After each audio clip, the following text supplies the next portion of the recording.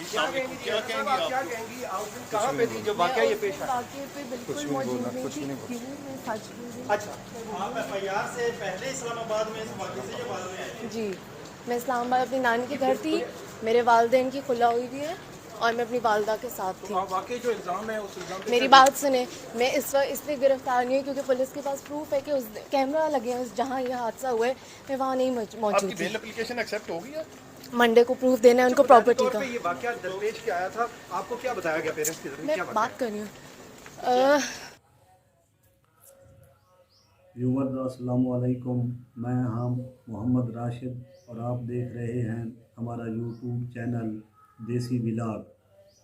Viewers, आज हम आपको खतीजा तशद्दुद केस में जो अदालत में आज प्रोसीडिंग हुई है उसके बारे में कुछ अहम मालूमात आपको देना चाहते हैं। व्यूअर्स, कुदरत का इंतकाम देखें कि डॉक्टर खतीजा तशद्दुद केस में एक नया मोड़ आ गया है। अन्ना शेख ने कहा कि मुझे जेल से डर लगता है। अन्ना शेख अदालत के सामने ज़मानत की भीख मांगती रही। जज साहब ने कहा कि उनके मुंह पर दे तमाचा मारा कि आप पूरे सिस्टम को रोकना चाहते हो, आपकी सोच बिल्कुल गलत है। जज साहब ने कहा कि कहाँ से हो आप? उसने कहा जी मैं फैसलाबाद से हूँ। तो जज साहब ने कहा शनाख्ती कार्ड पर पता क्या लिखा हुआ है? तो उसने कहा जी फैसलाबाद। तो जज साहब ने कहा कि वकील साहब आपने फिर क्यों लिखा हुआ है कि इस्लामाबाद की रिहायशी है, जबकि आपका मतलब ताल्लुक़ तो फैसलाबाद से है, लेकिन आपके शनाख्ती कार्ड पर क्यों लिखा हुआ है इस्लामाबाद की रिहायशी है? तो उसके वकील ने कहा कि ये अपनी माँ के साथ रहती है जो कि एक बदबख्त इंसान शेख दानिश से खुला ले चुकी है, और अब ये अपनी नानी और उनके अहलो अयाल के साथ रहती है।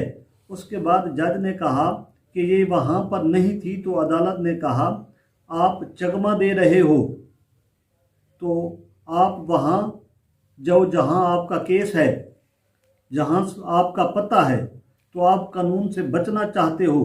जब कोई बंदा कानून से बचना चाहता है तो फिर वो इस्लामाबाद का रुख क्यों करता है? जब वो किसी पर जुल्म ढहाता है तो उस वक्त उसको पता नहीं होता।